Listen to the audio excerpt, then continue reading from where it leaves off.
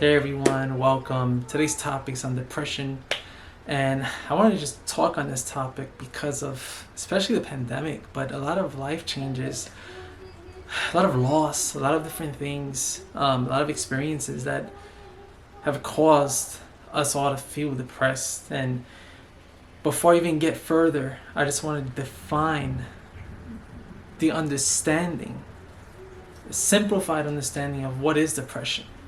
And depression doesn't have to be something that's clinically diagnosed. It doesn't have to be something that's a huge characteristic of a person and their behavior. Depression is internalized grief, internalized heavy emotions of low self-esteem, of self-hate, resentment. A lot. That's what depression is. It's internalized heavy emotions that is persistent moods because of that, persistent feelings, and not knowing how to cope and bear with them.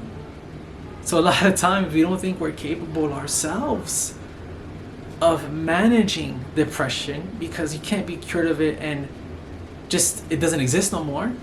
That's like grief. You can't just get rid of it. Instead, you have to remission depression. But I just wanted to give that clear understanding of what depression is because we've all gone through depression. The biggest factors of having a person feel depressed is helplessness or hopelessness. And a lot of that ties into the stigma, the everyday life, person being incapable, or a person, the opposite, the person not having the right to be depressed. What are you depressed for? And these things lead to even more of these emotions of being invalid or not being capable of feeling sorrow at times or being sad, or their essence, who they are, it's being rejected. So all these things breed more, and depression is that manifest of this internalized emotions, not being able to have them regulated. And I can't wait because of the pandemic bringing loss, whether it's employment or family or person that you've known, stress levels, there's many complexities to it, but because of that happening and that coming to an arise even more these days, I can't wait to create that playlist on my YouTube and just have just the different types, like bipolar and the different tiers of bipolar and postpartum, different depressions, and the different traumas and stresses that are associated with the cycles of depression. So I'm going to do that more in the videos, but I really try my best to just really just define depression. It's okay to feel depressed and be vulnerable to it. The best way to adjust yourself with depression, from what I've seen and experienced, is just being grounded. Just accepting, having some acceptance for self-worth and all this, low self-esteem, stresses in life. Just acknowledging that you feel that, and then just start to assess why. Where is it coming from? What brings forth this? And just self-soothing yourself.